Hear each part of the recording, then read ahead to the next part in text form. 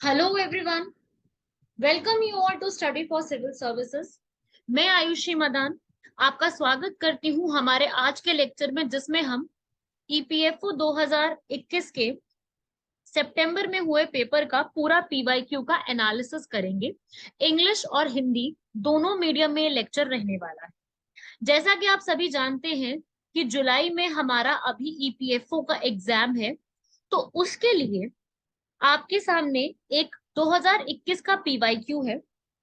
आप सभी लोग एक बार इसको पढ़िए और इससे जुड़ी हुई एक्स्ट्रा इंफॉर्मेशन जो जो मैं आपको यहाँ पर दूंगी, वो सब आप उसको समझते जाएंगे। आप सभी जानते हैं कि ईपीएफओ एक बहुत अच्छी अपॉर्चुनिटी है यूपीएससी के एग्जाम क्लियर करके आगे बढ़ने के लिए।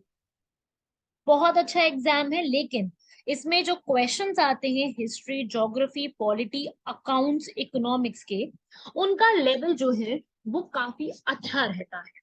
मैं ये नहीं कह रही कि सिविल सर्विसेज जितना लेवल रहता है, लेकिन लेवल काफी अच्छा रहता है। और अभी तो एग्जाम में सिर्फ एक हफ्ते से भी कम रह गया है, तो अभी तक तो आप लोगों ने काफी सारा कुछ प्रिपेयर कर लिया।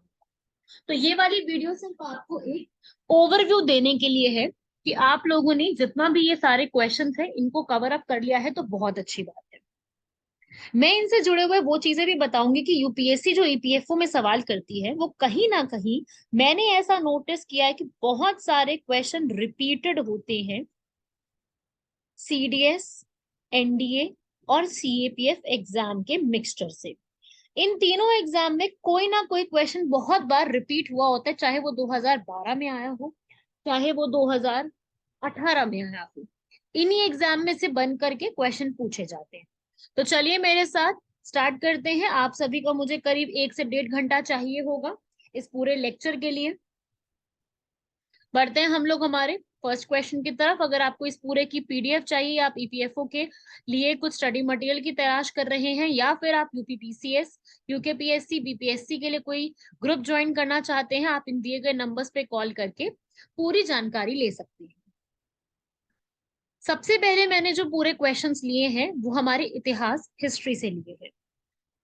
हिस्ट्री का पहला क्वेश्चन है, इनमें से कौन से जो है भारत में उग्रवादी राष्ट्रवादी विचारधारा का प्रतिनिधित्व नहीं करते थे। कई बार स्टूडेंट्स को इसका आंसर जो है वो समझ नहीं आता कि कहाँ से ये पूछा गया है। तो देखो, मैं आपको बता दूं कि ये मैंने पूरा इसके ऊपर रिसर्च वर्क किया है। ये स्पेक्ट्रम में लिखा हुआ है, जो हिस्ट्री की स्पेक्ट्रम बुक है उसमें यहाँ पर साफ साफ ये चीज लिखी हुई है। इसका जो आंसर है वो कई स्टूडेंट्स ने, जो है मैंने कई स्टूडेंट से बात की थी इसके ऊपर, जब मुझे याद है, तो कई स्टूडेंट से विष्णु शास्त्री आंसर लगाया गया था, बट असल में इसका आंसर है कृष्ण कुमार मित्र। ठीक है, ये आपका स्पेक्ट्रम बुक में साफ साफ लिखा हुआ है। मैं पेज नंबर भी बता सकती हूँ, पेज नंबर 249 में सारी इंफॉर्मेशन दी हुई है, और ये लिखा हुआ था कि सुरेंद्र नाथ बैनर्जी और कृष्ण कुमार मित्र जो है, ये लोग इन सब से जो है राष्ट्रवादी उग्रवादी विचारधारा से जुड़े हुए नहीं थे।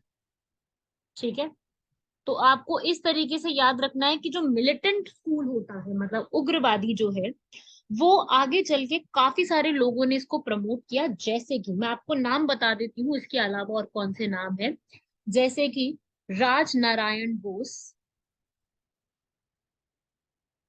अश्विनी कुमार दत्ता, विष्णु शास्त्री चिपलूणकर, लाला लाजपत राय, बाल गंगाधर तिलक।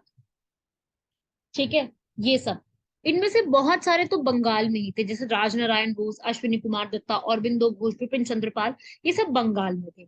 लेकिन विष्णु शास्त्री और बाल गंगाधर तिलक ये थे महाराष्ट्र में, जबकि लाला लाजपत राय कहाँ पे थे? पंजाब में। तो ये उग्रवादी या मिलिटेंट स्कूल ऑफ थॉट में थे, जिनका ऑब्जेक्टिव क्या था कि भाई जो भी हमारा फॉरेन रूल, विदेशी राज जो चल रहा है उसको यहाँ पे हटाना है, और स्वराज को लेकर के आना, जिसके लिए हमें पूरा एक ही मात्र में पॉलिटिकल एक्शन लेने की जरूरत है। ठीक है भाई, इस चीज को आप लोग यहाँ पर पढ़ लीजिएगा। ये एक जो है लेटेस्ट ईपीएफओ में पूछा गया सवाल है, काफी अच्छा सवाल है। बढ़ते हैं हमारे अगले प्रश्न की तरफ। 1911 में बॉम्बे में किसने यहाँ पर सोशल सर्विस लीग का गठन किया था? तो इसका आंसर बहुत ही सिंपल है। ये जो पूरी सोशल सर्विस लीग का जो गठन हुआ है, ये एक जो है गोपाल कृष्ण गोखले के फॉलोअर थे, जिनका नाम था नारायण मल्हार जोशी। अब बहुत से बच्चों को ये लग सकता है कि सोशल सर्विस लीग गोखले ने बनाई थी, नहीं। गोखले ने 1905 में सर्वेंट्स ऑफ इंडिया सोसाइटी बनाई थी, एमजी रानाडे की हेल्प से। 1911 में गोपाल कृष्ण गोखले ने हितवाद जो न्यूज़पेपर है उसको स्टार्ट किया था पब्लिश करना। और हुआ क्या, जब इनकी डेथ हो गई, जब गोपाल कृष्ण गोखले की डेथ हुई, तो एक पर्सन थे, ये क्वेश्चन सीएपीएफ में पूछा जा चुका है, श्रीनिवास शास्त्री। श्रीनिवास शास्त्री ने आगे जो है वो प्रेसिडेंसी संभाली, ठीक है। लेकिन जो हमसे सवाल पूछ रहा है social service league, social service league Gokhale के ही एक फॉलोअर थे नारायण मल्हार जोशी, उन्होंने बॉम्बे में बनाई थी। और इन्होंने ही, नारायण मल्हार जोशी ने ही आगे चल के 1920 में all India trade union Congress, इसकी भी स्थापना करी थी, जिसमें वो लोग यहाँ पर सारी एक्टिविटीज वगैरह वो परफॉर्म किया करते थे। तो दोनों में डिफरेंस है, आप लोगों को याद रखना है। बहुत से बच्चों को एक कंफ्यूजन रहती है, इसलिए मैंने क्लियर किया कि सर्वेंट्स ऑफ इंडिया अलग है और सोशल सर्विस लीग बिल्कुल अलग है। ये आपको a brief history of modern India में साफ साफ लिखा हुआ मिल जाएगा। काफी इजी क्वेश्चन। बढ़ते हैं आगे। इनमें से कौन से जो है नो चेंजर ग्रुप के पार्ट नहीं थी, आपसे नहीं पूछा, आपको ऑड वन आउट निकालना है। देखिए, नो चेंजर्स की अगर मैं लिस्ट आपको बना करके दूं, तो मैं आपको बताऊंगी उसमें कौन कौन थे। सी राजगोपालाचारी, वल्लभ भाई पटेल ये भी थे, एम ए अंसारी मतलब डॉक्टर अंसारी थे, और साथ ही साथ राजेंद्र प्रसाद, बाबू राजेंद्र प्रसाद, ठीक है। मोतीलाल नेहरू नो चेंजर्स में काउंट नहीं किए जाते, स्वराजिस्ट में काउंट किए जाते हैं। सीआर दास, मोतीलाल नेहरू, अजमल खान, ये जो है ये किस में काउंट किए जाते हैं, स्वराजिस्ट में। नो चेंजर्स थे कौन, देखिए नो चेंजर्स जो है वो ये कहते थे कि जो काउंसिल है, लेजिस्लेटिव काउंसिल, उसमें एंट्री नहीं चाहिए। ये चाहते थे कि जो नॉन कोऑपरेशन असहयोग आंदोलन चल रहा है उसको कंटिन्यू करो, और मतलब ऐसे ही चलो, कंस्ट्रक्टिव काम करो। लेकिन जो CR Das, Motilal Nehru and Ajmal Khan थे, ये कहते थे कि लेजिस्लेटिव काउंसिल में क्या करना होगा, एंट्री चाहिए।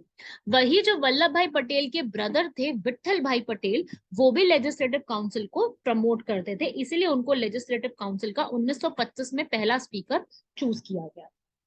ये कहते थे मोतीलाल नेहरू, सीआर दास, अजमल खान, विट्ठल भाई पटेल, इनका कहना था एंड और मेंड, या तो इन काउंसिल में एंटर लेकर के इनको चेंज करो, या फिर इस काउंसिल के सिस्टम को खत्म करो।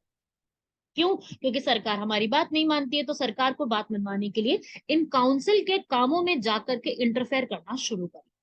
तो ये आपको इसका याद रखिएगा, इससे सवाल दोबारा भी बन सकता है। बढ़ते हैं हमारे अगले सवाल की तरफ। वो कहता है कि इनमें से कौन जो है वो कैबिनेट मिशन जो कि 1946 में आया था, वो उसके चेयरमैन मेंबर नहीं थे।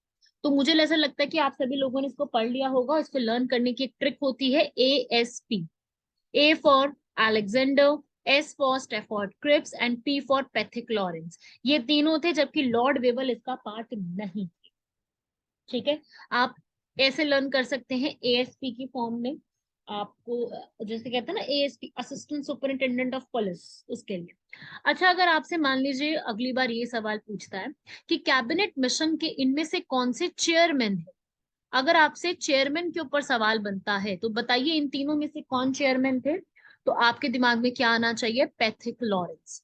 ये बच्चों को कंफ्यूजन रहती है, इसको याद रखिएगा, ठीक है। वेवल इसके मेंबर नहीं थे।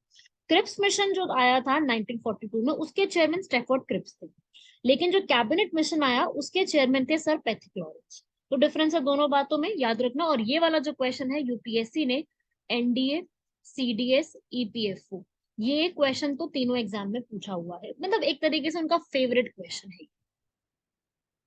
अगला सवाल है, गांधी जी की पहली पब्लिक अपीयरेंस जो है वो कहाँ पे हुई थी। मुझे ऐसा लगता है कि हर एक स्टूडेंट को हमारे ये आता होगा, क्योंकि ये क्वेश्चन कई बार पूछा गया है। ये आपको क्लास 12 की एनसीईआरटी की जो थीम 1 वाली बुक है उसमें साफ साफ लिखा हुआ मिल जाएगा, बनारस हिंदू यूनिवर्सिटी। बनारस हिंदू यूनिवर्सिटी जो कि मदन मोहन मालवीय द्वारा जो है बनाई गई थी। और उस समय जो है लॉर्ड हार्डिंग के समय इसको बनाया गया था, जब गांधी जी 9 जनवरी को भारत आए थे, जिसको हम एनआरआई डे भी मनाते हैं। उसके बाद इन्होंने 1915 में बीएचयू में जाकर के पहले अपनी स्पीच दी थी। अब मैं ये भी बता दूं कि इस स्पीच में उन्होंने सबसे ज्यादा जो बात करी थी वो अनटचेबल्स जो है, अनटचेबल छुआछूत के ऊपर बात करी थी। और हमें अंग्रेजी भाषा को प्रमोट ना करके कैसे अपनी मदर टंग को प्रमोट करना है, उसके ऊपर बात करी थी। तो ये इन टॉपिक्स के ऊपर ज्यादा जो है वो बातचीत की गई थी। इसके लिए आपसे सवाल किया जा सकता है। ठीक है भाई, इसको भी आप लोगों ने लर्न करना है, इससे हो सकता है आपसे कोई ना कोई सवाल बन जाए एग्जाम के लिए।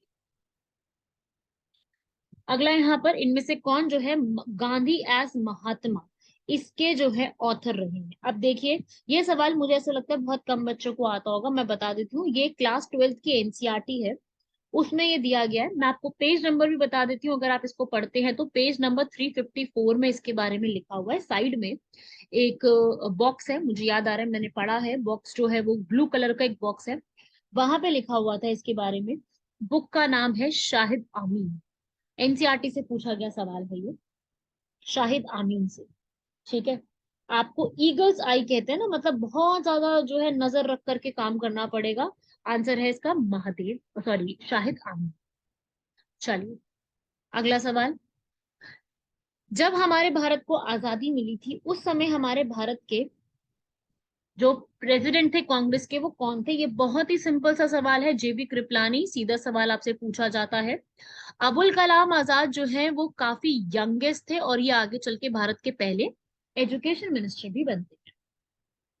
वही जवाहरलाल नेहरू मैक्सिमम टाइम्स रहे हैं। पट्टाभी सीतारामया जो है बाद में बनी थी, ठीक है, 1948 में बनी थी। लेकिन जब आजादी हमें मिली थी उसके उस समय 1947 में जेबी कृपलानी, जिनकी वाइफ का नाम था सुचेता कृपलानी। तो एक ये दो तीन फैक्ट्स हैं, आपको इस तरीके से याद रखो। और ये क्वेश्चन जो है ना, ये सिविल सर्विसेज 2002 के पेपर में पहले एज इट इज पूछा गया। उसके बाद फिर ये सवाल दोबारा से एनडीए के 2021 पेपर में पूछा गया था, और उसके बाद फिर ईपीएफओ में भी पूछा गया। ठीक है भाई, चलिए अगला सवाल देखते हैं। रियोतवारी एरियाज के ऊपर है। जो हमारी रियोतवारी एरियाज है, उसमें से ये सवाल किया गया कि इनमें से कौन सी स्टेटमेंट रियोतवारी में करेक्ट है। अब देखिए, जो रियोतवारी सिस्टम था वो मद्रास बॉम्बे में जो है लेकर के आया गया था। ये परमानेंट सिस्टम तो था नहीं, जिसमें ये बोला गया था कि भाई 20 से 30 साल बाद जो है लैंड का रेवेन्यू बढ़ा दिया जाएगा। ठीक है, तो इसके अंदर हुआ क्या था कि लैंडलेस लेबर जो है ना, वो लैंड ओनर, भूमिहीन मजदूर जो है भूमि के मालिक बन गए थे। जमींदारी जो है वो यहाँ पे नष्ट हो गई थी। ऐसा कुछ भी नहीं हुआ था, जमींदारी सिस्टम आज भी मतलब उस समय हुआ करता था। और इससे किराएदारों को उच्च कीमतों पर भूमि पट्टे देने की प्रथा बंद कर दी गई, ऐसा भी कुछ नहीं हुआ था।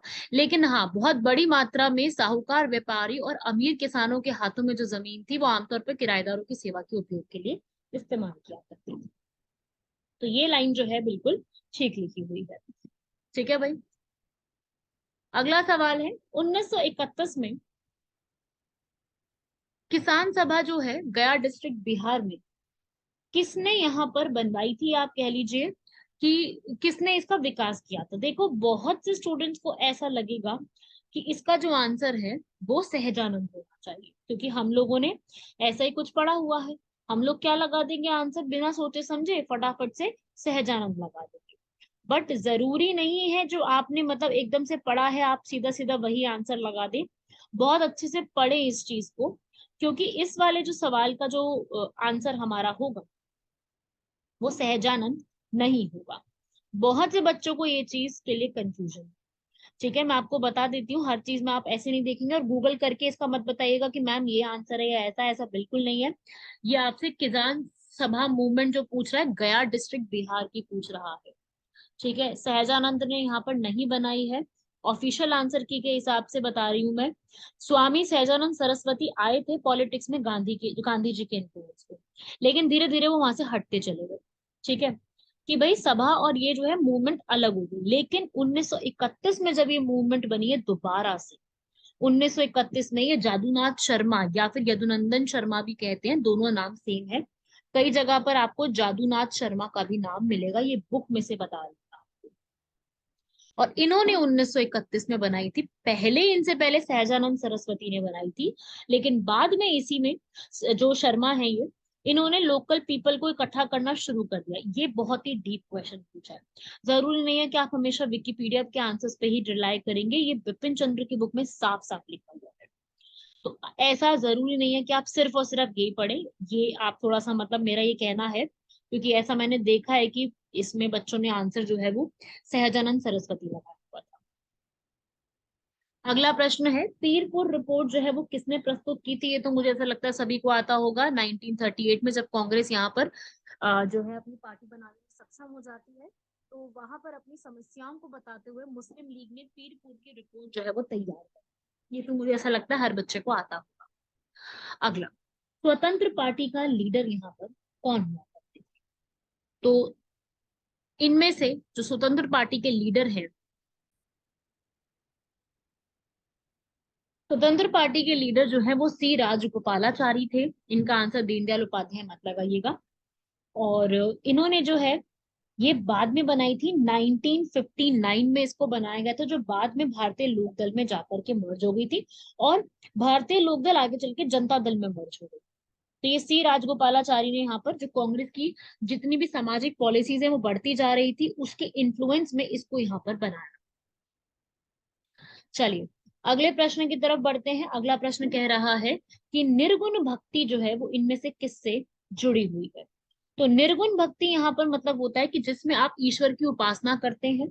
ठीक है, तो इसका आंसर क्या हो जाएगा? जिसमें आप ईश्वर की सार रूप में उपासना करते हैं। कोई कोई निर्गुण है, मतलब कोई उनका आकार ही नहीं है, ना शैवाइट है ना वैष्णवाइट है, ना उनके अवतार की पूजा हो रही है, यहाँ पर सिर्फ बिना किसी आकार के भक्ति यहाँ पर की जा रही है। अगला प्रश्न है हमारा आईने अकबरी के ऊपर। आईने अकबरी जैसे कि आप सभी लोग जानते हैं कि ये अकबर की एक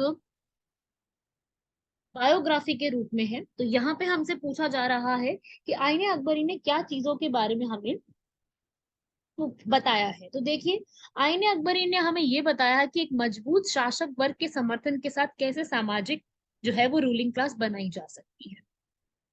उन्होंने हमें इस चीज के बारे में बताया, क्योंकि बाकी सब जो आप स्टेटमेंट्स पढ़ोगे वो अपने आप में कहीं का कोई सेंस नहीं बनाती। तो ये तो बिल्कुल ही गलत हो जाएगा। तो आपका आंसर क्या हो जाएगा? सी। अगला, गांधी जी की जो सॉल्ट मार्च शुरू हुई थी वो कहाँ से शुरू हुई थी? आप सभी लोग जानते हैं गांधी जी की जो सॉल्ट मार्च शुरू होती है वो साबरमती आश्रम से शुरू होती है। अगर आप में से कोई व्यक्ति इसको गलत कर रहा है तो उसको और ज्यादा पढ़ाई करने की जरूरत है, क्योंकि ये क्वेश्चन सबसे आसान है, इसका तो आप गलत कर ही नहीं सकते हो। ठीक है, उसके अलावा जो यहाँ पर कोचराब आश्रम लिखा है, मैं इसकी लोकेशन बता देती हूँ। ये भी एक आश्रम है, गांधी जी द्वारा ही बनाया गया था। और 1915 जीवनलाल देसाई जो थे, उन्होंने ये उनके फ्रेंड थे, उन्होंने इनको ये आश्रम जो है अहमदाबाद गुजरात में ये दिया था। 25 मई 1915 का आश्रम है कोचराब आश्रम, ये उनको दिया गया था। तो ये इसकी लोकेशन कल को पूछ लेता है, तो आप इसको भी याद रखिएगा। बाकी इसका नाम जो है आगे चल के सत्याग्रह आश्रम के रूप में पड़ गया। अगला, कांग्रेस पार्टी में सोशलिस्ट ग्रुप समाजवादी समूह में इनमें से कौन से सदस्य नहीं थे? ठीक है, अब इसकी एक्सप्लेनेशन भी आपको जो है मैं पूरी बता दूं पहले तो। देखिए, इसका आंसर जो होगा, जो नहीं थे पूछ रहा है, आंसर हो जाएगा इसका राजेंद्र प्रसाद। बाकी सारे सोशलिस्ट में थे, लेकिन ये जो है वो इसमें नहीं अवेलेबल। ठीक है, असल में सोशलिज्म जो है कांग्रेस में 1934 में जयप्रकाश नारायण और आचार्य नरेंद्र देव के समय में बढ़ा है आगे। ये सीएपीएफ 2021 में भी पूछा गया सवाल। ठीक है भाई, तो इस प्रकार से आप इसको याद रखिएगा। इस तरीके से सवाल जो है वो आपको पता है कोई ना कोई पूछ लिए जाते हैं सोशलिज्म के ऊपर। अगला, ठीक है, वही सेम सवाल है, मैंने बता ही दिया है। अगला है लॉर्ड मैकॉले 1835 में जो उन्होंने यहाँ पर अपने मिनट्स तैयार किए थे, मुझे ऐसा लगता है सभी को पता होगा। 1835 में जो लॉर्ड मैकॉले ने अपना पूरा ये जो पूरे तैयार किए हुए हैं, वो पूछ रहा है कि क्या रिकमेंड उसमें नहीं किया गया था। तो देखिए भाई, लॉर्ड मैकॉले जो है, असल में हुआ क्या था, प्रॉब्लम आ रही थी कि जो एंग्लिसिस्ट है और ओरिएंटलिस्ट है, ये समस्या आ रही थी कि भाई जो एजुकेशन रहेगी वो कौन सी मीडियम में रहना चाहिए। तो इन्होंने यहाँ पर जो लॉर्ड मैकॉले है, उन्होंने बोला था कि इस तरीके से जो हम टीचिंग करते हैं, उन्होंने यहाँ पर ये वाली चीज रिकमेंड नहीं की थी। उन्होंने इंग्लिश मीडियम रिकमेंड किया था, लिबरल होना चाहिए, उदारवादी। और जब आप उच्च स्तर पे आओगे तो पश्चिमी ग्रंथों का शिक्षण करोगे, लेकिन उन्होंने उच्च स्तर पर पश्चिमी और पूर्वी दोनों ग्रंथों को शिक्षण के बारे में कहीं पर भी नहीं बोला। ठीक है भाई। तो जब डिबेट सेटअप करी लॉर्ड मैकॉले ने 2 फरवरी 1835 में इस चीज के बारे में की, जिसको लॉर्ड बेंटिक ने पूरा मान भी लिया था। तो इन्होंने डाउनवर्ड फिल्ट्रेशन थ्योरी को पूरा स्टार्ट करवाया। तो ये थे आपके इस एग्जाम में आए जितने भी हिस्ट्री के क्वेश्चंस हैं, वो हम लोगों ने ऑलमोस्ट यहाँ पे सारे कंप्लीट कर। ठीक है भाई। अब ऐसा ही एक सवाल जो है ये पॉलिटी का पूछा गया है कि एस्टिमेट्स कमिटी जो है, प्राक्कलन समिति, उसके बारे में हमसे सवाल किया गया है कि जो प्राक्कलन समिति है उसका क्या ऑब्जेक्टिव है, वो जो है यहाँ पर क्यों बनाई गई थी और इसका क्या ऑब्जेक्टिव था उस समय, या फिर वो अभी क्या काम नहीं करती है। तो देखिए, एक ऐसी समिति है जिसमें से राज्यसभा में से कोई मेंबर्स नहीं होते और इसके ऊपर कई बार सवाल आ चुका है। यूपीपीसीएस हो, जीपीएससी हो, हर एक एग्जाम में कभी ना कभी इस पूरे एग्जाम से कई बार सवाल आ चुके हैं। ठीक है। तो अब हमसे ये मैं आपको बता देती हूँ, ये सेम टू सेम सवाल जो है ना, एग्जैक्ट सेम CDS 1 2014 में पूछा जा चुका है। Exactly same. समझ रहे हो एग्जैक्टली सेम का मतलब? बिल्कुल सेम टू सेम सवाल है इसके अंदर, कोई फर्क ही नहीं था सवाल के अंदर। इसीलिए मैं आपको बता रही हूँ कि थोड़ा बहुत प्रीवियस ईयर में जो आप CDS वगैरह के हैं, अगर आप EPFO प्रिपेयर कर रहे हो, तो थोड़ा बहुत प्रीवियस ईयर जो है ना वो पढ़ के जाइएगा, क्योंकि उससे अपने आप को बहुत फायदा मिलेगा। क्योंकि मैं ये नहीं बोल रही कि सारे क्वेश्चन रिपीट होते हैं, ऑब्वियस ही बात है सारे क्वेश्चन रिपीट नहीं होंगे, लेकिन कुछ ऐसे सवाल होते हैं जो काफी ज्यादा रिपीट हो जाते हैं। तो मेरा यही कहना है कि एस्टिमेट्स कमेटी, जिसमें सारे मेंबर जो है 30 के 30 राज्यसभा से आते, लोकसभा से आते हैं, तो आप सभी लोग उसको एक बार जरूर पढ़ के जाइए। कमिटीज सारी की सारी पढ़ के जानी है। और अब पूछ रहा है कि इनमें से क्या कमिटी का काम होता है। अब देखो, प्राक्कलन, प्राक्कलन का अर्थ होता है कि पूरी तरीके से जांच पड़ताल। तो यहाँ पर ये जो प्राक्कलन समिति होती है ना, ये बताती है कि हम यहाँ पर कितना अमाउंट में क्या क्या चीजें यहाँ पे रख सकते हैं। तो जो थर्ड ऑप्शन लिखा है यहाँ पर कि CAG को अपनी रिपोर्ट बताती है, सारा CAG का काम देखती है, नहीं। जो इसके अलावा दो कमेटी होती है, PAC और PSU, ये दो कमेटी CAG के साथ मिलकर के काम करती है, बाकी इनका कोई मतलब नहीं है CAG से। तो ये तो बिल्कुल ही गलत हो जाए। ठीक है। फर्स्ट स्टेटमेंट बिल्कुल ठीक लिखी हुई है, सारी अनुमानों को देखती है कि किस प्रकार से कहां पर क्या सुधार किया जा सकता है, बाकी ये किसी फाइनेंस वगैरह के कामों को नहीं देखती है, ना ही पब्लिक इंटरेस्ट के कामों को देखती है। ठीक है। ये मैं आपको बता रही हूँ, CDS में आया हुआ क्वेश्चन, आप जाके चेक भी कर सकते हैं, मैंने पूरा एग्जैक्ट क्वेश्चन लिया। अगला, इनमें से कौन सी लैंग्वेज जो है वो नहीं लिखी हुई है? भूटी नहीं लिखी हुई है, डोगरी, मैथिली, संथाली। बोडो, डोगरी, मैथिली, संथाली एक साथ जो है वो ऐड की गई लैंग्वेजेस है। अब इनमें से ऐसे कौन से स्पीकर थे जिन्होंने अपने आप को औपचारिक रूप से अध्यक्ष के रूप में जाने के बाद राजनीतिक दल से वो अलग हो गए थे? आंसर क्या है? नीलम संजीवा रेड्डी। नीलम संजीवा रेड्डी हमारे प्रधानमंत्री, राष्ट्रपति भी बनते हैं आगे चल के। और ये वो हमारे जो है राष्ट्रपति थे जो अनअपोज्ड तरीके से चुने गए थे। अनअपोज समझते हैं सभी लोग? सिर्फ इकलौते यही स्पीकर है और नहीं है। आप ये सोचो कि और भी कोई है, कोई लिस्ट अगर होते तो मैं आपको लिस्ट बता देती हूँ, पर ऐसे और कोई भी स्पीकर नहीं है, केवल एक ही स्पीकर। ठीक है। अगला, नमामि गंगे प्रोग्राम के ऊपर है। अब सब मिक्स मिक्स क्वेश्चन जो है थोड़े से आपको मिलेंगे, मैंने थोड़े से मिक्स क्वेश्चन ही रखे हैं यहाँ पर। नमामि गंगे प्रोग्राम सभी लोग जानते हैं, तो हमसे पूछा जा रहा है कि कौन सा सही डिस्क्रिप्शन है नमामि गंगे प्रोग्राम के ऊपर। तो देखो भाई, नमामि गंगे का प्रोग्राम पूरा आपको पढ़ के जाना है। इसके ऊपर जो है अग्रीमेंट यहाँ पर साइन भी किया गया, और ये ऐसा अग्रीमेंट है जो कि उत्तर प्रदेश, और काफी सारे एरियाज को कवर अप करेगा। सिंगल नहीं है, इसके अंदर वेस्ट बंगाल भी आता है। तो सेकंड स्टेटमेंट तो बिल्कुल गलत हो गई। गंगा रिवर जो है उत्तर प्रदेश, बिहार, उड़ीसा, उड़ीसा का तो कोई मतलब ही नहीं बनता, उड़ीसा इसमें नहीं आएगा, वेस्ट बंगाल आएगा इसके अंदर। अभी हाल फिलहाल में जो है वेस्ट बंगाल के लिए साइन भी किया गया। असल में जो नमामि गंगे का पूरा प्रोग्राम है उसमें उड़ीसा का ही आता ही नहीं। ये वाली स्टेटमेंट बिल्कुल गलत है। इसमें मैं बता दूं कौन कौन सी है। 11 स्टेट है, दोबारा इस पे सवाल बन सकता है। 11 राज्य कौन से हैं, बोल रही हूँ नाम, आप सुन लीजिए। Uttarakhand, UP, MP, Rajasthan, Haryana, Himachal Pradesh, Chhattisgarh, Jharkhand, Bihar, waste Bengal और दिल्ली। ठीक है। बाकी सब ठीक लिखा हुआ है। जल शक्ति मंत्रालय गजेंद्र सिंह शेखावत के अंडर है, उनका ये इनिशिएटिव है जिसमें ये काम किया जाएगा कि गंगा की नदी के किनारे जितने भी गांव बसे हुए हैं वहां पे उनको खुला और शौच मुक्त बनाया जाएगा। और इसका उद्देश्य गंगा नदी के किनारे बने हुए कुछ गांव को गंगा ग्राम के रूप में बदलने की कोशिश। तो ये सारा कुछ सही लिखा हुआ है, बाकी इसके अंदर थर्ड सेकंड वाली स्टेटमेंट गलत है। अगला, बहुत अच्छा, बहुत इंपॉर्टेंट, बहुत बार रिपीट होने वाला क्वेश्चन है कि हमारी जो रामसर साइट्स हैं उसके ऊपर देखिए। अब यहाँ पर रामसर कन्वेंशन के ऊपर कई बार सवाल आए। ठीक है, अभी मैं बता रही हूँ, आसाम का पीसीएस का एग्जाम हुआ है 2022 का कुछ दिन पहले। उसमें भी सेम क्वेश्चन आया हुआ था कि आपको मैच करनी थी, जैसे रुद्र सागर लेक, लोकटक लेक, द्योपर बील, पाला वेटलैंड्स। अभी आया क्वेश्चन उसके ऊपर। तो रामसर जो है वो तो है ही बहुत ज्यादा इंपॉर्टेंट, उसको तो वैसे ही नहीं छोड़ना। इंडिया रामसर कन्वेंशन का पार्टिसिपेंट है, बिल्कुल सही बात है। रामसर कन्वेंशन जो है वेटलैंड्स के ऊपर बात करती है, बिल्कुल सही बात। अभी हमारे पास 76 है, गलत। देखो वैसे भी दो क्वेश्चन 2021 का है, 2021 में अपने पास 76 नहीं थी, और अभी भी 75 है अपने पास। ठीक है, तो वैसे भी गलत हो जाएगा, आंसर इसका हो जाएगा D1 and 2। ठीक है भाई। तो ऐसा है कि भाई इससे सवाल कई बार पूछे जाते हैं। वैसे जब ये हुआ था, जब ये पेपर हुआ था तब 46 थी। तब नई नई थोल वधवान जो है हरियाणा, भिंडावास और सुल्तानपुर हरियाणा की, थोल और वधवान गुजरात की ऐड की गई थी। ठीक है, उस समय सबसे ज्यादा जो साइट थी वो यूपी के पास थी। पर आज जो है ये सबसे ज्यादा जो है वो किसके पास है, सबसे ज्यादा आज के समय में तमिलनाडु के पास है। ठीक है, तो इस प्रकार से आपको याद रखना है। और अभी भी 75 है, 76 अभी भी नहीं हुई है, हम अपने पास आज भी 75 साइट।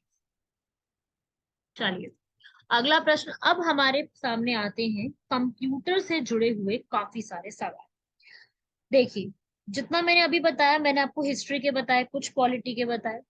हमारे एग्जाम में कंप्यूटर से जुड़े हुए भी क्वेश्चंस काफी सारे पूछे जाते हैं। कंप्यूटर का एक सेक्शन काफी अच्छा रहने वाला है, तो मैं आपको पूरी कोशिश करूंगी कि कंप्यूटर के आपको मैं काफी सारे क्वेश्चंस जो है वो करवा सकूं, बता सकूं। ठीक है। और आप सभी लोग मेरे साथ पूरी पूरी समझने की कोशिश कीजिएगा। एक्सप्लेनेशन जो है मैं पूरी दूंगी आपको। ठीक है, साइंस भी आएगी, अभी साइंस को भी हम सॉल्व करेंगे।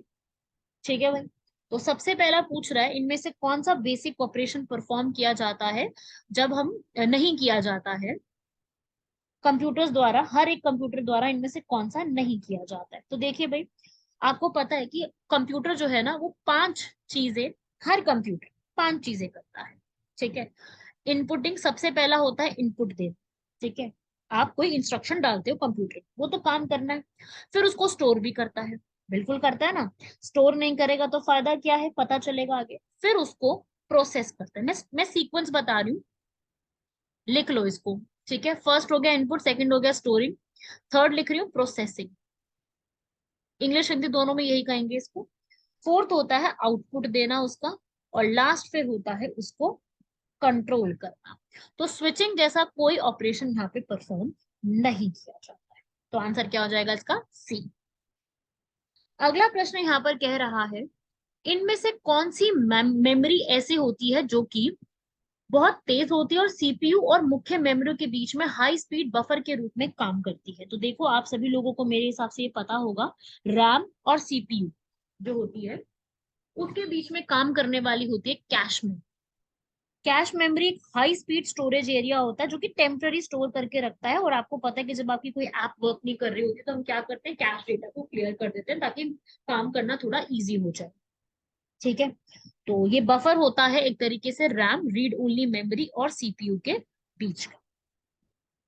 अगला, इनमें से कौन सा वेब ब्राउजर नहीं है? मुझे ऐसा लगता है सबको आता होगा, सबने internet explorer, Firefox, Google Chrome इस्तेमाल किया हुआ है। बस आप लोगों ने फेडोरा नाम पहली बार सुना होगा।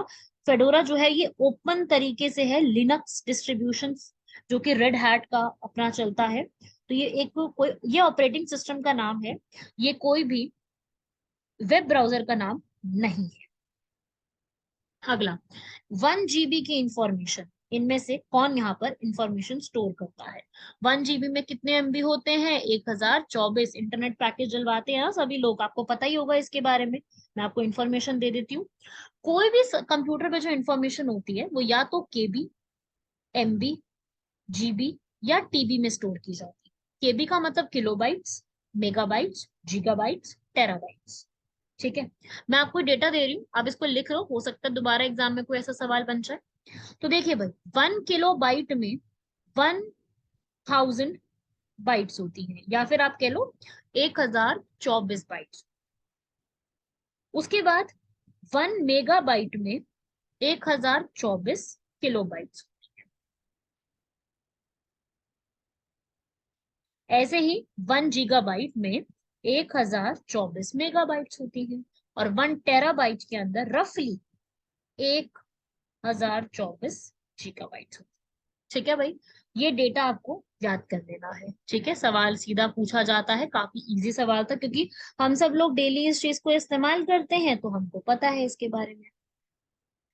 अगला प्रश्न, इनमें से कौन सा लैंग्वेज ट्रांसलेटर नहीं? मतलब कि एक लैंग्वेज को दूसरी लैंग्वेज में ट्रांसलेटर, एक ऐसा प्रोग्राम होता है जो एक से हाई लेवल लैंग्वेज से जो है मशीन की लैंग्वेज में ट्रांसलेट कर देता है। ठीक है, तो इसमें लिंकर इसका कोई काम नहीं होता, लिंकर जो है इसका ये काम नहीं होता। लिंकर कोई यहाँ पे नहीं है असल में। लिंकर जो होता है ना, वो एक प्रोग्राम को दूसरे प्रोग्राम से लिंक करता है।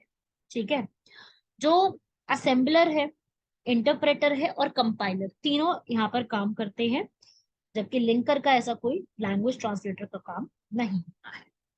अगला, अब पूछ रहा है डिवाइस ड्राइवर। डिवाइस ड्राइवर, ये इंग्लिश हिंदी आपको ऐसे ही पढ़ना है। आउटपुट डिवाइस है एक तरीके का डिवाइस ड्राइवर, जिसका काम क्या होता है? कंप्यूटर आउटपुट को उपयोगकर्ता समझने योग्य एक व्याख्या करना। तो जैसे लैंग्वेज ट्रांसलेटर होता है ना, जो वो काम करता है, ऐसे ही डिवाइस ड्राइवर का भी काम होता है। तो आंसर इसका हो जाएगा डी। अगला, इनमें से कौन जो है ये नजर रखता है कि अगला नेक्स्ट इंस्ट्रक्शन क्या होने वाला है? वो काम होता है प्रोग्राम काउंटर का। कार्यक्रम काउंटर ये देखता है कि नेक्स्ट इंस्ट्रक्शन कहाँ लोकेटेड है, उसको पूरा चेक करके बताता है। अगला, audio file format. Audio file format जो है, इनमें से कौन सा है और कौन सा नहीं है? देखो, समझा देती हूँ ना, आप लोगों ने कभी ना कभी ऑडियो फाइल को सेव किया होगा, तो आपको पता होगा मीडी, ये तो है ही। मीडी की full form musical instrument digital interface. VAV, ये तो हम खूब सेव करते हैं ना। Wave form audio file format, इनकी फुल फॉर्म भी लर्न करो, एग्जाम में बन सकता है क्वेश्चन। वेव कहते हैं इसको, जो कि IBM और माइक्रोसॉफ्ट ने बनाया है आपके हमारे कंप्यूटर्स में सेव करने के लिए। MPEG, ये तो खूब पता होगा आप लोगों को, मूविंग पिक्चर्स एक्सपर्ट्स ग्रुप। जबकि SWG का इससे कोई मतलब नहीं है। SWG ऑडियो फाइल फॉर्मेट नहीं है, ये ग्राफिक्स फॉर्मेट है, ये फाइल फॉर्मेट है, ऑडियो नहीं। ये एडोब का फ्लैश फाइल फॉर्मेट है, जो कि मल्टीमीडिया के लिए इस्तेमाल किया जाता है। ठीक है, तो इस तरीके से आपको याद रखने हैं, ऐसा कोई सवाल एग्जाम में बन सकता है। आगे इनकी फुल फॉर्म भी पूछी जा सकती है। अगला, इनमें से क्या अनुक्रमिक इलेक्ट्रॉनिक सर्किट को दर्शाता है, जो कि एक बिट की जानकारी को स्टोर करने के लिए रखा जाता है, जिसे हम कहते हैं फ्लिप फ्लॉप। फ्लिप फ्लॉप एक ऐसा इलेक्ट्रॉनिक सर्किट है जो कि सारा हमारा बाइनरी डेटा 0 और 1 की वैल्यू में सेव करता है। ठीक है, फ्लिप फ्लॉप सिर्फ एक ही बिट में डेटा सेव कर सकता है, या तो 1 या तो 0। ठीक है, अगले हमारे अब सारे साइंस के सवाल बनते हैं। साइंस के सवाल में अब हम लोग एक एक करके यहाँ पे सॉल्व करते जाएंगे। साइंस बहुत डिफिकल्ट नहीं आई थी एग्जाम में। और ये वो क्वेश्चन है जो आप बेसिक जो है आप पढ़ते हो 9th 10th की क्लास तक। कुछ क्वेश्चन इसमें थोड़े से हाई लेवल के मैं कह सकती हूँ, बट अदरवाइज जितने भी क्वेश्चन आए थे वो काफी इजी आए थे। जैसे आप फर्स्ट क्वेश्चन देखो, मादा प्रजनन अंग फीमेल रिप्रोडक्टिव ऑर्गन, ये हम लोग 9th 10th में पढ़ते हैं। ठीक है, तो ऐसे ही पूछी गई। अब इसमें से नॉट अ फीमेल पूछ रहा है, तो देखिए भाई आंसर हो जाएगा इसका स्टेमिन। स्टेमिन जो होता है ये मेल रिप्रोडक्टिव पार्ट का हिस्सा है। स्टेमिन में ही एंथर और फिलामेंट होते हैं, जबकि ओविडक्ट, ओवरिस एंड सर्विक्स, अंडाशय, डिंब वाहिनी, गर्भाशय ग्रीवा, ये सब जो है फीमेल रिप्रोडक्टिव पार्ट का पार्ट में आते हैं। ओविडक्ट्स जो कि ओवरिस को यूटेरस से कनेक्ट करता है, जिसको हम लोग फैलोपियन ट्यूब्स भी कहते हैं, याद रखिएगा। ओविडक्ट्स का दूसरा नाम क्या होता है? Fallopian tubes. और साथ ही साथ सर्विक्स, सर्विक्स कह लीजिए, या फिर आप कह लीजिए जो है सर्विक्स यूटरी, ये लोअर पार्ट होता है यूटेरस का, वूम्ब कहते हैं इसको। ठीक है भाई, तो ये इजी क्वेश्चन था, स्टेमिन मेल रिप्रोडक्टिव पार्ट होता है। सेकंड क्वेश्चन आते हैं, एम्फीबियन ऑफ प्लांट किंगडम, वनस्पति साम्राज्य का अभिचर किसको कहा जाता है? तो देखिए भाई, एक ऐसे प्लांट्स जो कि चाहे वो रहते जो है सॉइल में है, लेकिन उनको वाटर चाहिए सेक्सुअल रिप्रोडक्शन के लिए, आंसर हो जाएगा spirogyra. Can not be called पूछ रहा है ना, स्पाइरोगायरा हो जाएगा, स्पाइरोगायरा को नहीं कहते। ठीक है, ये प्लांट किंगडम से आते हैं। असल में एम्फीबियंस कहते हैं बायरोफाइट्स। ठीक है, स्पाइरोगायरा जिसमें एक सेल वॉल होती है, साइटोप्लाज्म होते हैं उसमें, एक ये भी आप लिख लीजिए अपने नोट्स में, मैं बता रही हूँ। स्पाइरोगायरा के अंदर एक ऐसा प्रोटीन होता है जिसे कहते हैं पायरेनोइड्स। ठीक है, बाकी जबकि ये तीनों जो हैं ये बायोफाइट्स का हिस्सा है, जिनको हम लोग एम्फीबियंस ऑफ प्लांट किंगडम्स कहते हैं, क्योंकि ये जो प्लांट्स होते हैं चाहे ये मिट्टी में रहते हैं, लेकिन इनको सेक्सुअल रिप्रोडक्शन करने के लिए पानी की जरूरत होती है।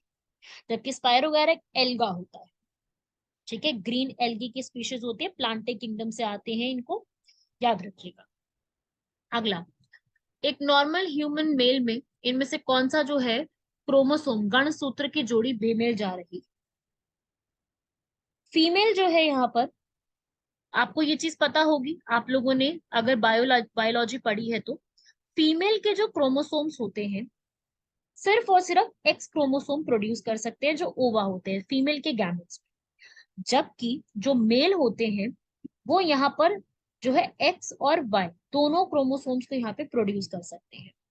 तो इसका पूरा चांस है कि जब फर्टिलाइजेशन होता है उस समय एक्स और एक्स का पेयर बन जाए, या फिर एक्स और वाई का पेयर हो जाए।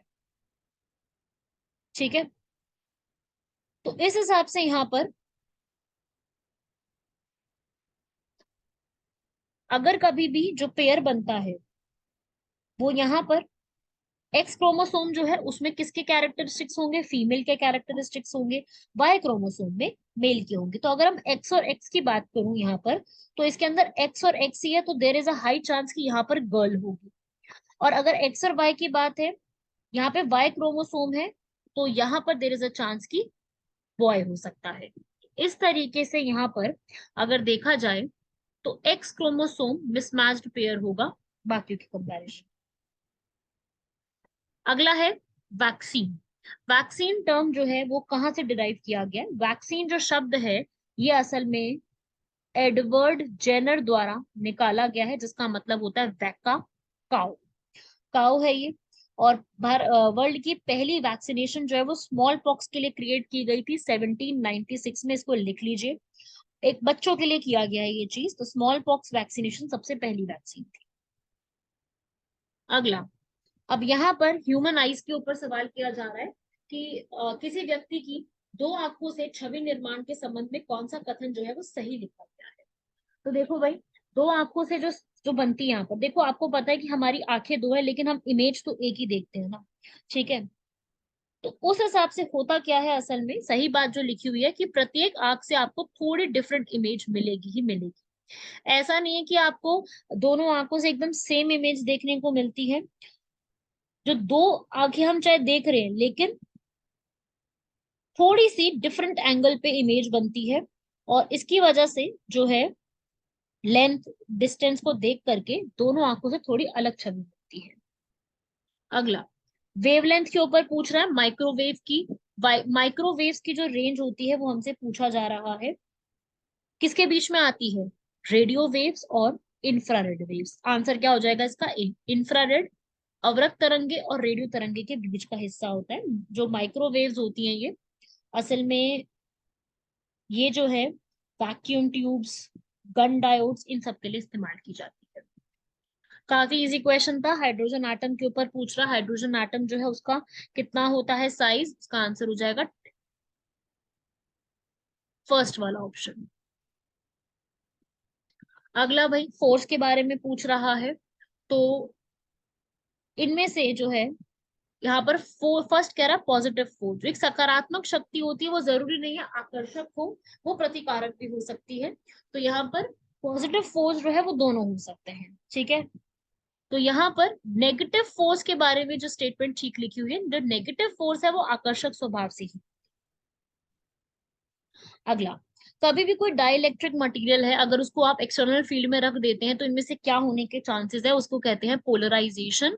गण सूत्र संख्या। कोई भी कोई डाइलेक्ट्रिक मटेरियल है, ठीक है, सामान्य, यहाँ पर कोई भी डाइलेक्ट्रिक मटेरियल होगा, उसको अगर आप किसी इलेक्ट्रिक फील्ड में रख देते हैं तो वो पोलराइजेशन होने की यहाँ पर काफी ज्यादा चांस होते हैं। अगला, इनमें से किस किस सब्सटेंस में जो है पीएच में चेंज नहीं आएगा अगर उसको हम वाटर के साथ मिला देते हैं? तो देखो भाई, इसमें से जो इसका आंसर हो जाएगा वो हो जाएगा NaCl, सोडियम क्लोराइड। NaCl क्या है? ये एक न्यूट्रल सॉल्ट है, ठीक है, ये एक न्यूट्रल सॉल्ट आता है। इसका ये ट्रांसलेशन आप छोड़ दीजिए, ठीक है, ये आंसर हो जाएगा इसका न्यूट्रल सॉल्ट। जबकि NaHCO3 जो है, ये NaHCO3 ये एक तरीके से बेसिक है, और Na2CO3 भी बेसिक है, जबकि NH4Cl अमोनियम क्लोराइड ये कैसा है? एसिडिक है, ठीक है भाई। अगला, अगला पूछ रहा है कि इनमें से क्या जो है अगर हम इस पे कोई वाटर ऐड करते हैं तो इससे बीम ऑफ लाइट का ट्रांसफर नहीं। तो आप भी जानते हैं कि अगर किसी सॉल्यूशन में हम कोई बीम ऑफ लाइट करते हैं और उससे फिर लाइट स्कैटर होती है, इस इफेक्ट का क्या नाम होता है? इसे हम कहते हैं टिंडल इफेक्ट।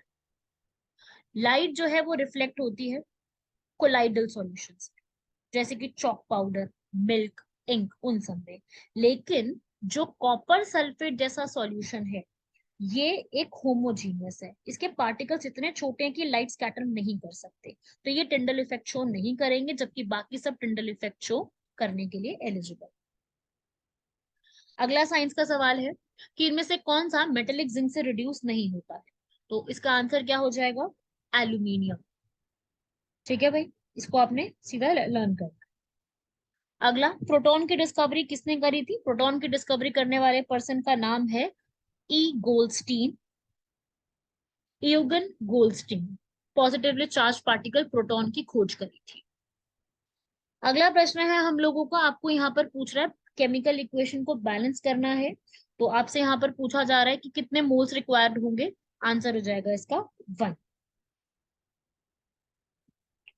अगला सवाल हम लोगों से इकोनॉमिक्स के ऊपर है। देखिए, जीएस में बहुत जरूरी है इकोनॉमिक्स को पूरा पढ़ के जाना, काफी ज्यादा सवाल इस पूरे टॉपिक से पूछे जाते हैं।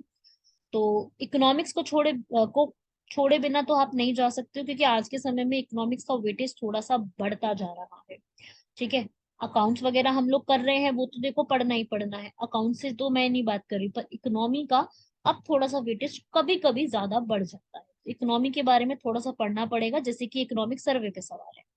ये पहले का सवाल है, मैं बता देती हूँ, वैसे इसका आंसर जो है वो 11% है। इकोनॉमिक सर्वे इस बार का आपको 2022-23 का पढ़ के जाना है, जो कि department of economic affairs finance ministry budget से जस्ट एक दिन पहले प्रिपेयर करती है, तो इसको भी पढ़ के जाइएगा जरूर। अगला बहुत ही आसान सवाल है, नीति आयोग में नीति शब्द जो है वो यहाँ पर इसका क्या अर्थ है आप सभी लोग जानते हैं। National institute for transforming India 2015 में बनाया गया था, थिंक टैंक पॉलिसी के तहत। थिंक टैंक पॉलिसी का अर्थ होता है, पहले जो है इससे आप जानते हैं कि प्लानिंग कमीशन हुआ करती थी, योजना आयोग, ये भी जो है पहले बनाई गई थी, बाद में इसके बिहाफ पर दूसरा यहाँ पर क्रिएट कर दिया जा चुका है नीति आयोग के रूप में। तो नीति आयोग यहाँ पर अपने आप में काफी ज्यादा जो है इम्पोर्टेंट है। इससे सीधा सीधा सवाल जो है वो आपसे बन सकता है। मेरी यही आप लोगों से कहना है कि इस पूरे को यहाँ पर कंप्लीट कीजिए, इस पूरे को पढ़िए, इस सबसे आपका सवाल सीधा बन सकता है। अगला, कलादान मल्टी मॉडल जो प्रोजेक्ट है, ये Kaladan multi modal project India और म्यांमार के बीच में शुरू किया गया था, इसलिए ये ईपीएफओ में सवाल बना था। और कलादान मल्टीपोडल प्रोजेक्ट जो है ये कलकत्ता के पोर्ट से जो है म्यांमार का कौन सा पोर्ट, सितवे, आ सकता है एग्जाम में, सितवे पोर्ट कहाँ पे बना हुआ है उस तक कनेक्ट करेगा, और बीच में ही जाते जाते ये मिजोरम से कनेक्ट करता हुआ पोर्ट। ठीक है भाई, तो एक ये सवाल आप लोगों से अच्छा खासा पूछा जा सकता है। ऐसे सवाल आप कह लीजिए कि काफी ज्यादा आते हैं। ठीक है, ऐसे सवालों को ना छोड़ के नहीं जाना, इजी सवाल होते हैं। चलिए, अगला हमारा आता है सुकन्या समृद्धि योजना। ये देखिए सोशल सिक्योरिटी स्कीम्स पे पूछा है ईपीएफओ ने, क्योंकि सोशल सिक्योरिटी स्कीम्स भी हमारी उतना ही योगदान देती है इस टॉपिक को कंप्लीट करने में। तो सोशल सिक्योरिटी स्कीम्स में सुकन्या समृद्धि अकाउंट जो है, एक बच्चे का, एक बच्ची का खोला जा सकता है जब उसका बर्थ हुआ है से लेकर के जब वो 10 साल तक की नहीं हो जाती। ठीक है, जिसमें आपको मिनिमम 250 रुपए सबमिट कराने होंगे। ठीक है, और आप ऐसे करते करते मैक्सिमम कितना भी 1.5 लाख तक सबमिट करा सकते हैं। तो आंसर क्या हो जाएगा, 1.5 लाख। तो हमसे मैक्सिमम अमाउंट पूछ रहा है सुकन्या समृद्धि योजना के तहत, तो वो 1.5 लाख। ठीक है, अगला सवाल कह रहा है कि हमसे एज पूछ रहा है कि अटल पेंशन योजना के तहत हमें क्या क्या रिक्वायरमेंट्स एज की रहती। एज पूछा है, काफी इजी सवाल है। अटल पेंशन योजना के लिए आपको पहले तो भारत का सिटीजन होना जरूरी है, और आपको 18 से 40 वर्षों के बीच होना जरूरी है। आंसर हो जाएगा बी, 18 वर्षों से 40 वर्षों के बीच। और आपको करीब करीब 20 सालों तक अपना योगदान देना होगा मिनिमम, तभी आप अटल पेंशन योजना के लिए आगे आने वाले बेनिफिट्स के लिए एलिजिबल हैं। तो 18 से 40 की उम्र तक, और कम से कम 20 साल। समझ रहे हैं, पेंशन तो बाद में तभी जाके मिलेगी, कम से कम आप 20 साल तक इन्वेस्ट करें। अगले अब मैंने आपके यहाँ पे स्टार्ट करे हैं अकाउंट्स के कुछ क्वेश्चंस। अकाउंट्स के क्वेश्चन इस बार बहुत इंपॉर्टेंट है, पूछे जा सकते हैं। जैसे कि पहला सवाल ट्रायल बैलेंस के ऊपर है। ट्रायल बैलेंस जो है वो किस प्रकार की बुक है, इस रिपोर्ट में क्या आता है। तो देखो भाई, एक अकाउंट, ये एक अकाउंट्स की बुक होती है जिसमें एक पर्टिकुलर डेट से लेके अगली पर्टिकुलर डेट तक सारी चीजों के बारे में एक्सप्लेन किया होता है। इसमें लेजर अकाउंट एक फर्म के एक पीरियड के लिए दिए होते हैं, और ये बैलेंस शीट के रूप में प्रिपेयर किया जाता है महीने के एंड में।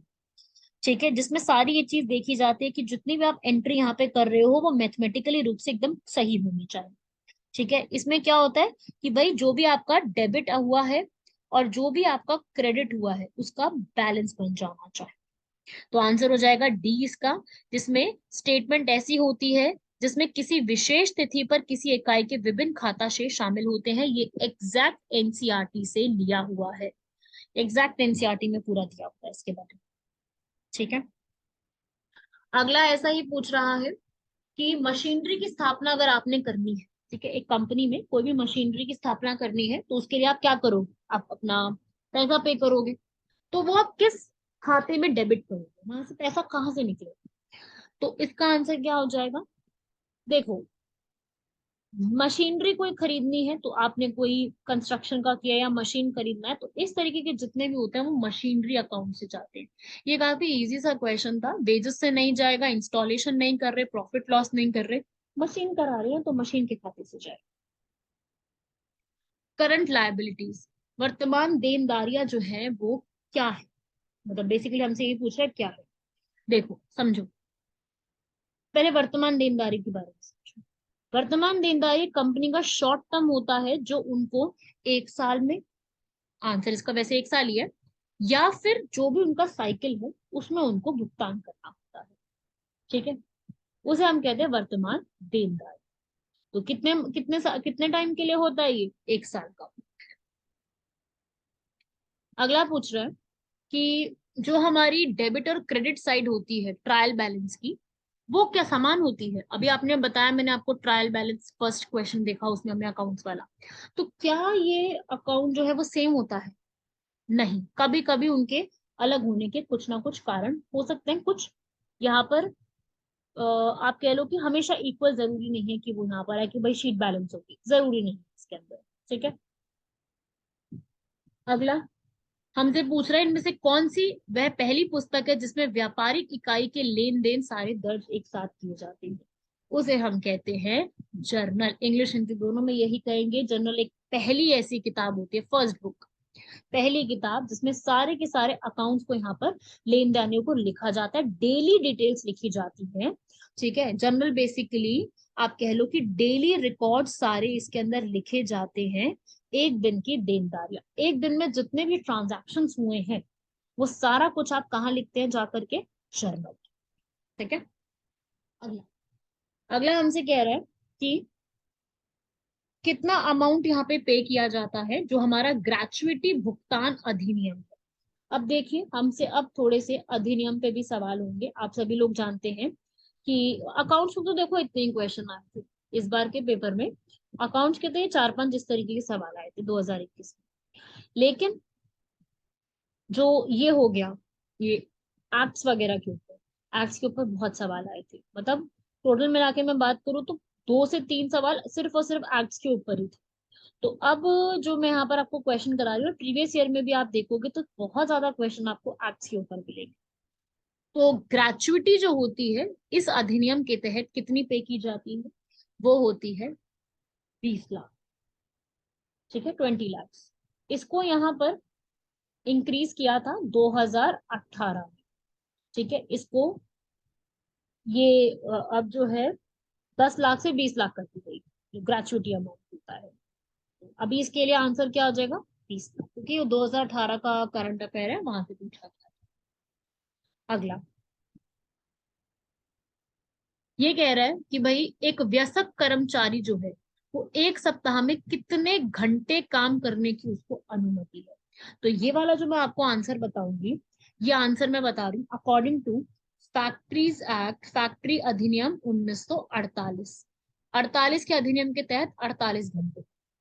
ठीक है। इसका सेक्शन 55 चैप्टर नंबर 6 में लिखा गया है कि कोई भी अडल्ट वर्कर एक फैक्ट्री में एक हफ्ते में, ये हफ्ते की बात हो रही है, ठीक है, एक हफ्ते में 48 घंटे से ज्यादा काम नहीं करेगा। क्लियर हुआ सबको?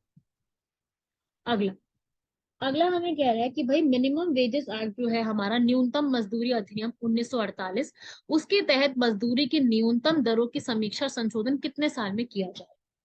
तो इन्होंने ये बोला है कि भाई सरकार ने पहली बात तो कोई फिक्स नहीं किया है, लेकिन फिर भी यहाँ पर 5 सालों के भीतर भीतर यहाँ पर इसके ऊपर जो भी यहाँ पर समीक्षा होगी कि हमें न्यूनतम बेरोजगार, न्यूनतम जो मजदूरी की दरें हैं वो बढ़ानी है या क्या करनी है, वो सब कुछ चेक करा जाएगा हर आने वाले 5 साल। तो आंसर क्या हो जाएगा इसका? 5 साल। ठीक है। अगला सवाल कह रहा है कि भाई एडोलसेंट, किशोर, फैक्ट्री अधिनियम 1948, मेरी उम्मीद ये है आप लोगों से कि आपने फैक्ट्री का अधिनियम 1948 पढ़ लिया होगा। अगर आप में से किसी स्टूडेंट ने नहीं पढ़ा है तो मुझे कमेंट बॉक्स में ये कमेंट कीजिए कि मैम ये पूरा टॉपिक हमें एक साथ पढ़ा दीजिए, ज्यादा बड़ा नहीं है। विद इन 15-20 या आधे घंटे में मैं पूरा ये टॉपिक आपको करवा दूँ। अगर आप चाहते हैं कि मैम एक रिविजन का यहाँ पे लेकर के आया जाए इस टॉपिक को समझाते हुए, तो आप लोग मुझे मैसेज कीजिए। ठीक है। तो आप लोग मुझे बताओ, और अगर ज्यादा कमेंट्स होंगे तो डेफिनेटली इसके ऊपर एक वीडियो रिवीजन के रूप में बनाई जाए, जल्दी बनाई जाए। तो एज पर दिस एक्ट एक किशोर जो है वो कौन कहलाता है?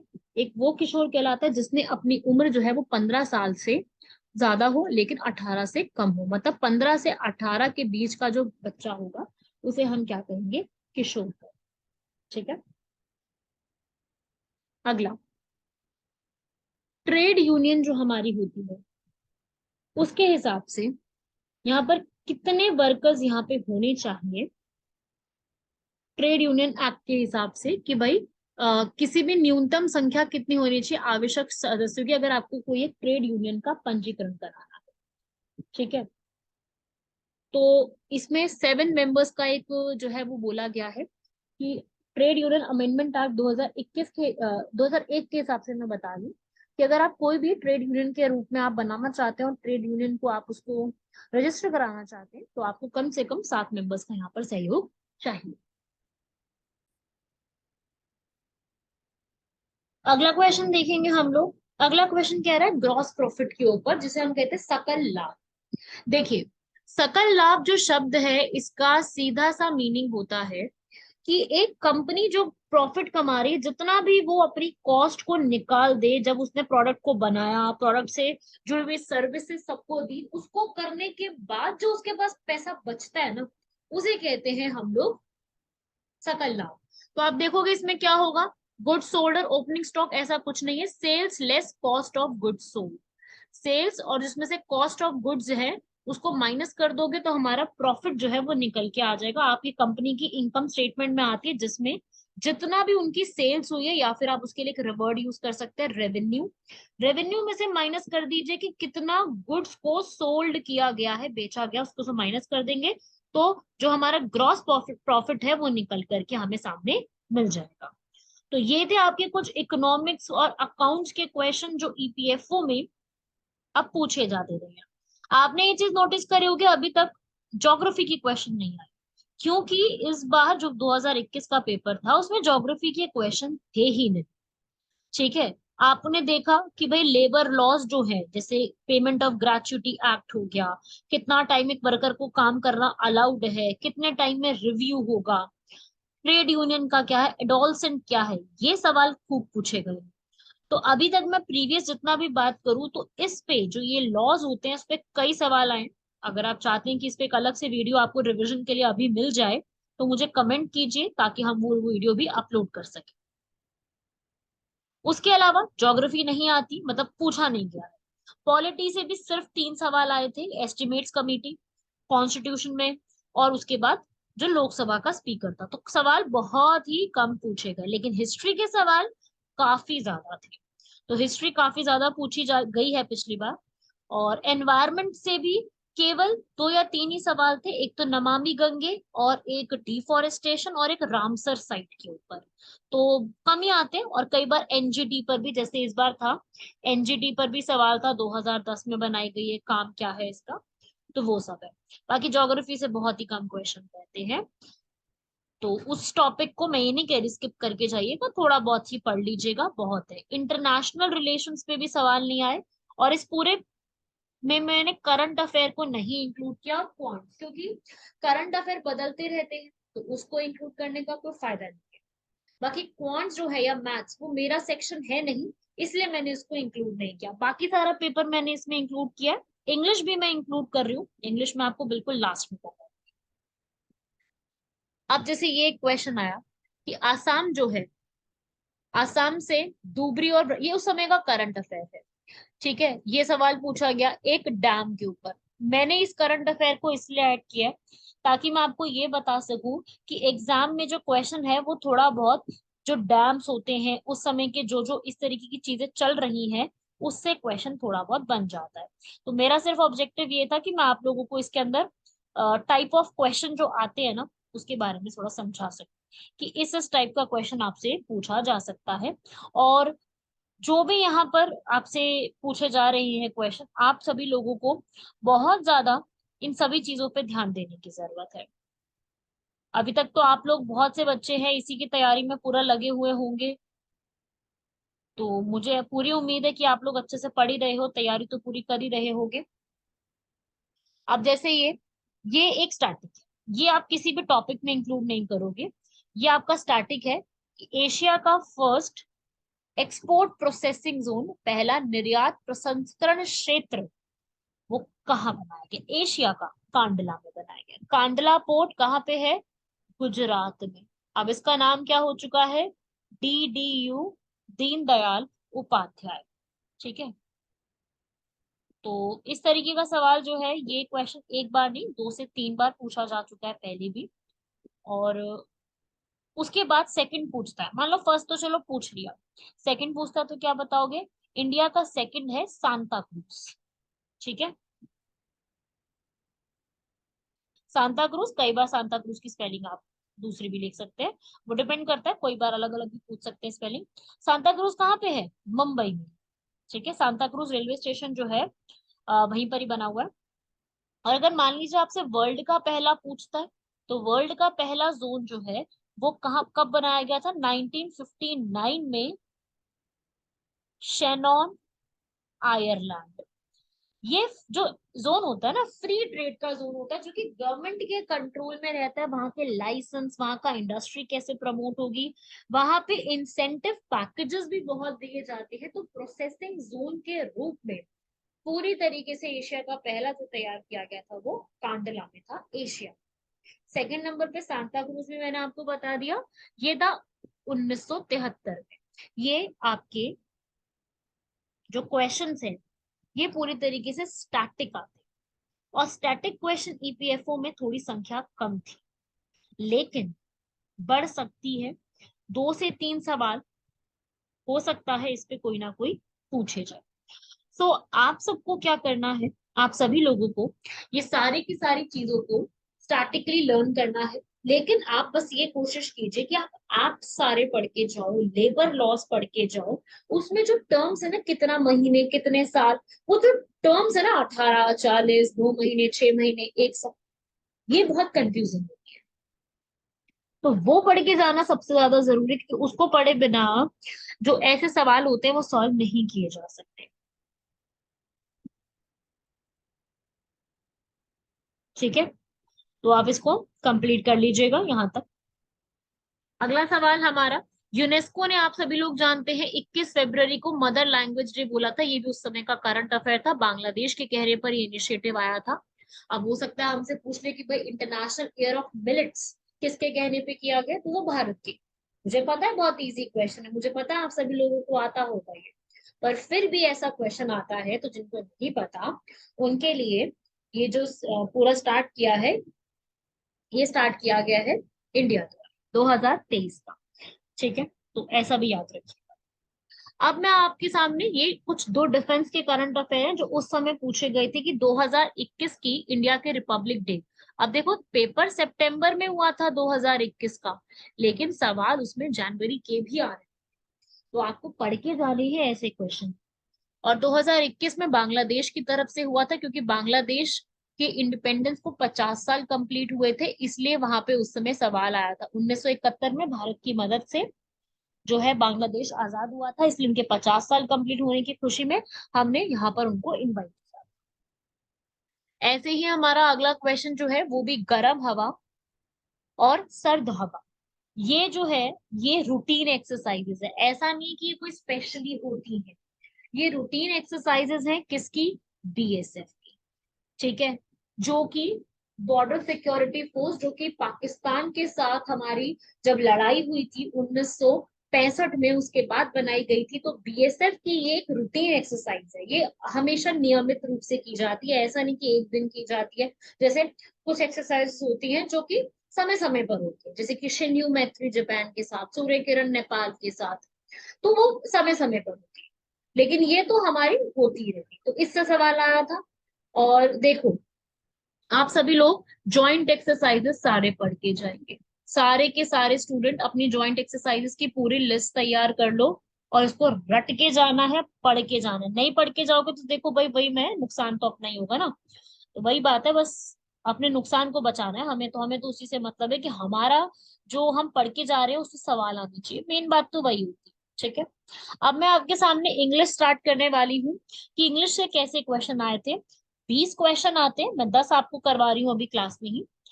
क्या होता है इसमें, आपको fill in the blank fill करना है कि यहाँ पे कौन सा शब्द आना चाहिए।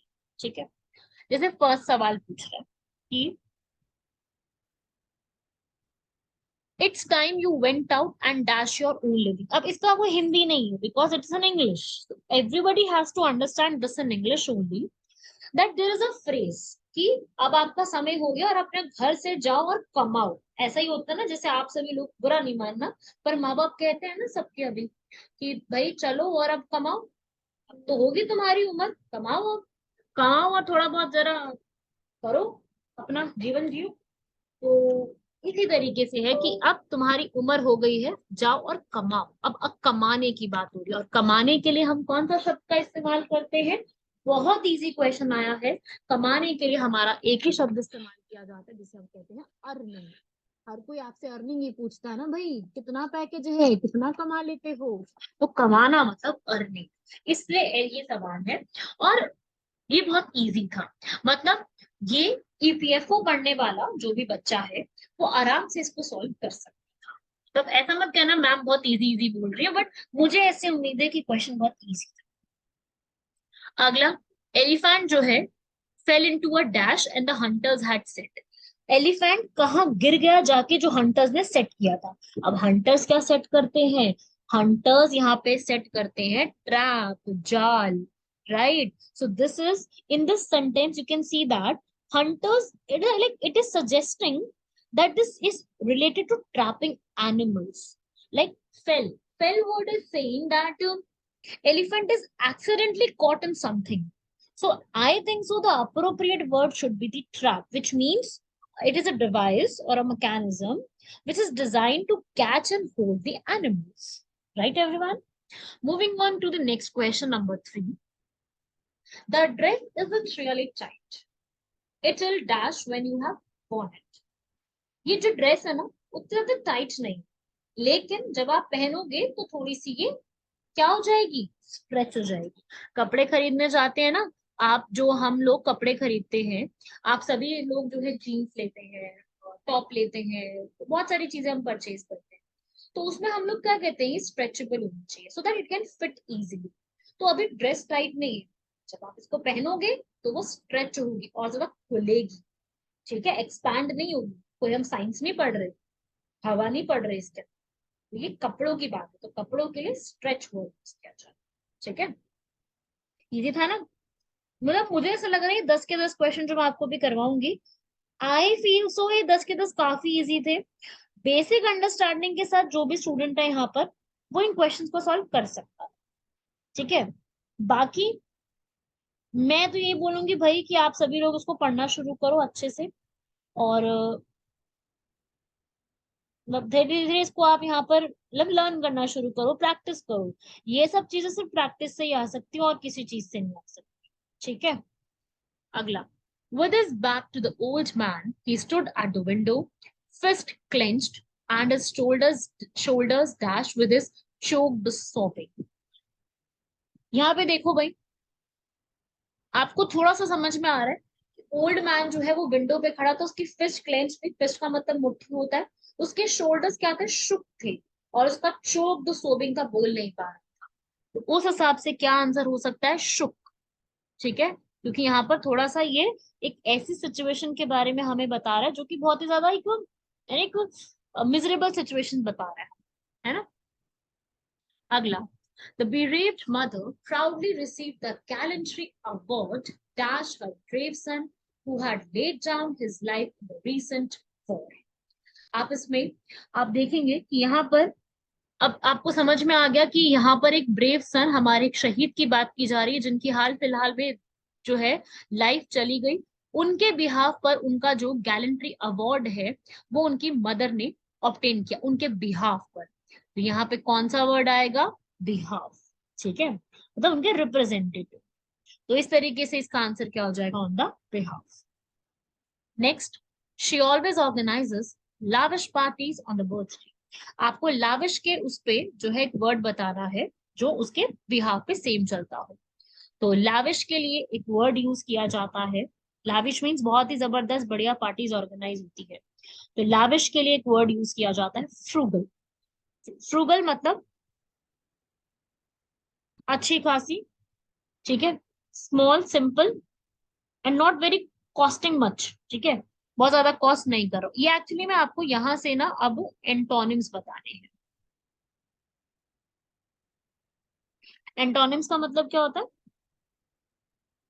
ऑपोजिट बताना है, ठीक है। तो लाविश का मतलब हो गया बहुत ही ग्रैंड, बहुत ही लग्जूरियस, होता है ना, lavish birthday party, lavish wedding, तो उस टाइप का बहुत लाविश हो गया।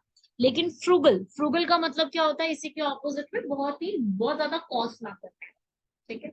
नेक्स्ट वर्ड है the soldier was greatly praised for his valour. Valour का मतलब क्या होता है, बहादुरी। अब बहादुरी का आपको ऑपोजिट यहाँ पे बताना है। बहादुरी का ऑपोजिट होता है कावर्डाइज, मतलब कि कायर होना। ठीक है। इसमें क्लमजी तो क्या होता है ना, क्लमजी क्या होता है, हम में से बहुत से लोग क्लमजी होते हैं, चीजें रख के कहीं भूल जाते हैं, कहीं पर अटक गए, कहीं पर कुछ हो गया। ठीक है, मतलब बेध्यानी में काम कर देते हैं, उसे कहते हैं क्लमजीनेस। सेल्फिशनेस तो आपको पता ही है, टैक्टिकलनेस भी आपको पता है। कावर्ड का मतलब होता है कायर। अगला, ये तो बहुत ही ज्यादा सिंपल है। ये रीजन फर्टाइल है, जैसे गंगा यमुना दो आपका रीजन फर्टाइल है, आप इसको रिप्लेस करोगे तो क्या बन जाएगा, लैंड, बैरन। फर्टाइल का ऑपोजिट बैरन होता है। अगर आप में से कभी भी किसी ने ऑपोजिट्स वगैरह पढ़े हो इसमें, तो आप इजीली इसका आंसर बता सकते हैं कि आंसर क्या हो जाएगा, बैरन। बैरन का मतलब होता है कि ये जो एरिया है ये कल्टीवेशन करने के लिए सही नहीं है। ठीक है। लास्ट हमारी क्वेश्चन है यहाँ पर, some sick immigrants were detained at the airport। Immigrant, sick immigrant, sick का मतलब कि जिनकी तबीयत खराब थी, जैसे मान लो कोविड से। ऐसे कोविड की वजह से जो लोग थोड़े बीमार थे, इमिग्रेंट्स किसी जगह से आ रहे हैं। मतलब कि आप अगर इंडिया से किसी कंट्री में जा रहे हो, मान लो यूएसए में जा रहे हो, तो आप यूएसए में क्या कहलाओगे, इमिग्रेंट्स। ठीक है। लेकिन यूएसए में इमिग्रेंट्स तो बाहर के आ गए, लेकिन यूएसए के खुद के ही है ना। जैसे आप मान लो इंडिया में, मान लीजिए हम एग्जांपल लेते हैं कि हम क्यों जाएं यूएसए, मान लो यूएसए वाले इंडिया आ रहे हैं, मान लो यूएसए से कोई इंडिया आ रहा है, तो इंडिया में जो पर्सन आ रहा है वो क्या कहलाएगा, इमिग्रेंट्स। ठीक है, यूएसए का था, इंडिया आ रहा है रहने के लिए, लेकिन हम तो इंडिया के ही है, तो हमें क्या कहेंगे, हमें कहेंगे natives. We are the natives of India. तो इमिग्रेंट्स जो बाहर से आ रहे हैं, और इसका ऑपोजिट क्या हो जाएगा, यही रहते हैं, नेटिव्स, लाइक वी, हम लोग नेटिव्स हैं। ठीक है भाई।